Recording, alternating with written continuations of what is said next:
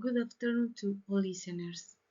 My name is Ana Dinora Guzman Chavez, and the work I'm presenting is titled Application of a Multiple Regression Model to Enable the Measurement of the Refractive Index with a Temperature-Sensitive Interferometric Sensor.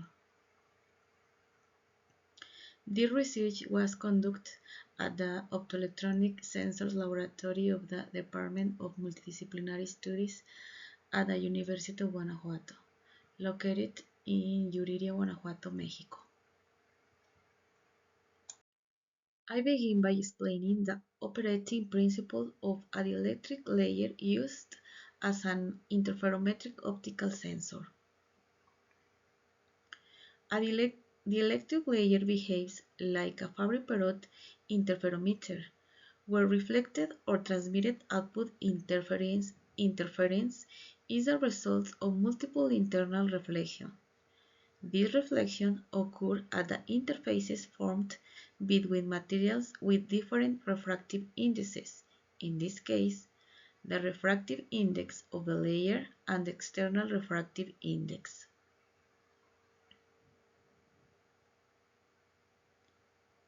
The relative reflected intensity as an output signal forms an interference pattern consisting of a series of fringes whose spacing depends on the layer's thickness and its refractive index.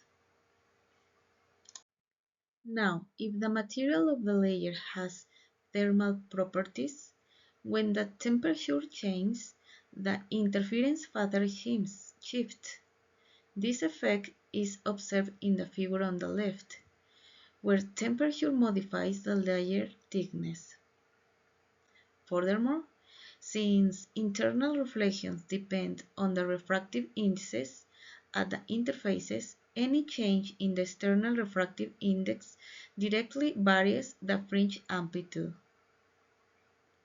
This effect can be seen in the figure on the right for different external refractive indices.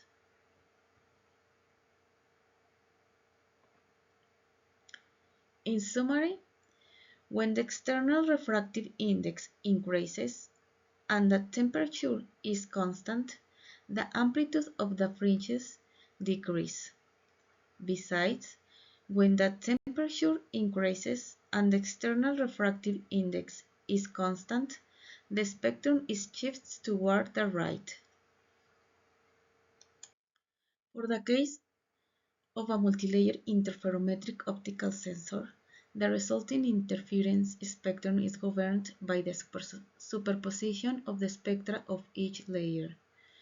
This is because multiple reflections at the interfaces of each layer generate individual interference patterns that combine into a single response. The resulting interference pattern of a multilayer sensor consists of modulated interference fringes. The figures show two examples of output interference patterns for layers with different thicknesses and refractive indices. The figure shows how the interference patterns change when the temperature and external refractive index are changed simultaneously. Changes in the position and amplitude of the fringe are observed. A traditional way to measure the refractive index using an interferometric sensor is by using the sensitivity matrix method. This method decouples both effects through a system of linear equations with two independent variables, wavelength and amplitude. The disadvantages of this method are that the measurement of the refractive index depends on the temperature value. The measurement range is limited to less than one free spectral range, defined as the separation between two consecutive peaks. This limitation arises from the cross-sensitivity effect between the temperature and the external refractive index. In this sense, this method is not the best option for detecting the external refractive index without depending on the sensor temperature over a wide measurement range. Hence, a method based on the linear model by transformation is proposed. The linear model by transformation is a statistical method that adapts data with curved relationships so that they can be analyzed using a standard linear regression.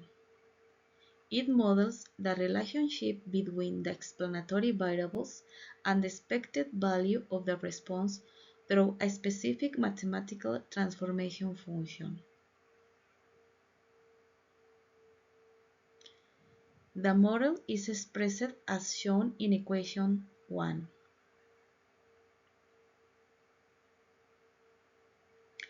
X subscript I is the ith explanatory input variable, and I is equal to 1 up to p, which is the number of variables. Y is the response output variable. Beta subscript I is the regression coefficient for the ith independent variable X subscript I. Beta subscript 0 is the constant of regression. F of dot is a transformation function. Now the equation to determine the model regressors is given by equation 2. Uppercase X is the matrix with the features of all the cases. Here it is important to mention that a column of ones is added to the uppercase X matrix, which is the one that multiplies the regressors beta subscript 0. F of uppercase Y is a vector whose elements are the values of the response variable Y transformed by a transformation function. Gamma is a penalty parameter. Uppercase I is an identity matrix. The equation to obtain the mth estimated value is given by equation 3. Finally, the performance of the model is evaluated by using the root mean square error, a metric that compares the real data against the estimated values. In the table, it is shown the transformation function and the inverse functions used in the model. The used transformation functions were identity, logarithm, sigmoidal, and hyperbolic tangent. The models with this function were identified as GLMO, GLML, GLMS, and GLMT, respectively. The interferometric sensor model used to measure refractive index is based on a filter formed by 3 layers deposited at the tip of an optical fiber. The first layer is an anti-reflecting covering, the second is made of cyanoacrylate, and the third is a silicon wafer. The experimental setup used for the experimental implementation is shown in figures B and C. Here, the light from a broadband source was launched to the port 1 of an optical circulator. After the light travels from port 1 to port 2, where the interferometric arrangement was spliced. Its reflected signal gets back into the port 2 and it travels to the port 3. The exit of this port is monitored by an optical spectrum analyzer. Besides, the interferometric system was attached to a height positioner with which the immersion of the sensor in the liquid was controlled. Here, the value of a reference refractive index was corroborated with a digital refractometer, while the temperature was monitored with a calibrated sensor. In figure D, it is shown 3 simulated and experimental reflected spectra at different external refractive indexes and temperatures. It can be seen the behavior of the spectrum when these physical parameters change.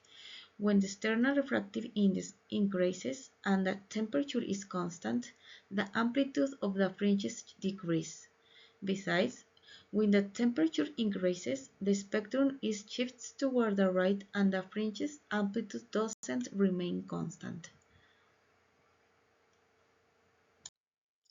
Figure 8 shows the nonlinear relationship between the amplitudes of peaks P1 labeled as x subscript 16 and P5 labeled as x subscript 20 as a function of temperature for three different external refractive indices. Here, a specific amplitude value can correspond to multiple refractive indices. Therefore, if a traditional analysis method is used, the temperature measurement is required to uniquely relate the measured amplitude to a single refractive index. These results are shown to emphasize the need to use an effective method.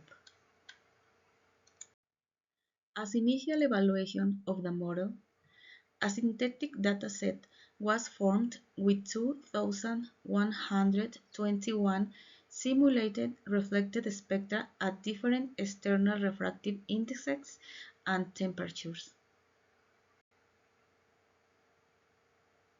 The refractive index range expands from 1 to 2 in steps of 0.05 refractive index units.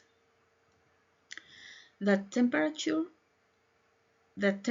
range spans from 0 to 100 in steps of 1 degree Celsius.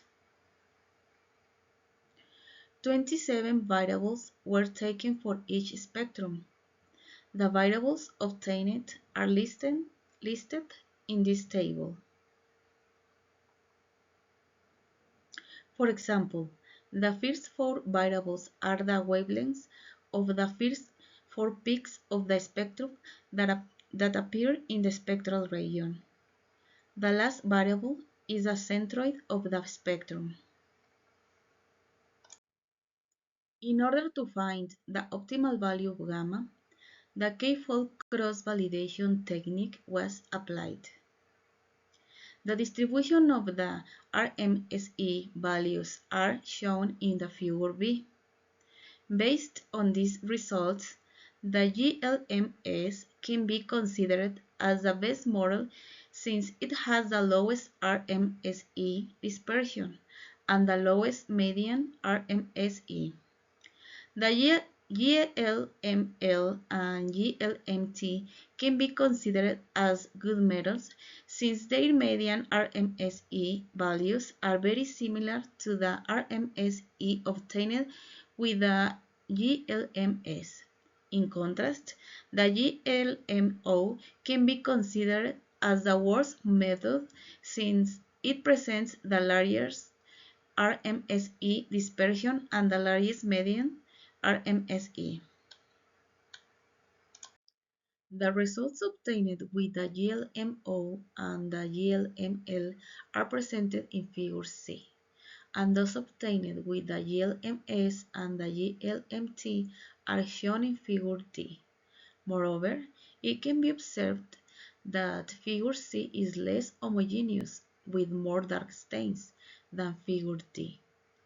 This is due to the fit between real data and the estimated data shown in Figure D is better than the fit presented in Figure C.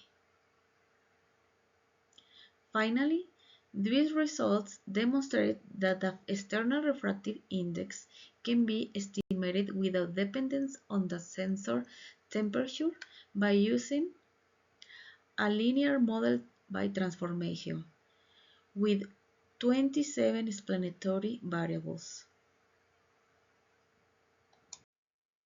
Once the fit skills of the methods were explored, the stepwise regression technique was applied to reduce the number of explanatory variables for the two best methods, the GLMS and the GLMT. The final number of explanatory variables was 20 for both methods. In Figure A, it is shown the evolution of the value of the metric in the backward process.